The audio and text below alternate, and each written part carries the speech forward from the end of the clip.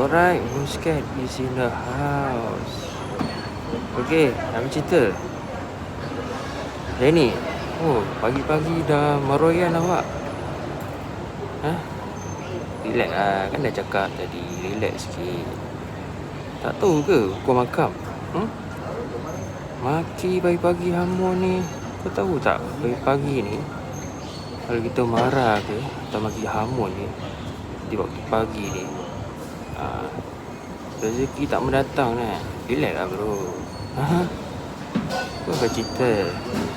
And one more thing, kalau dah habis live tu, cuba pergi dekat setting tu, edit sikit bagi private.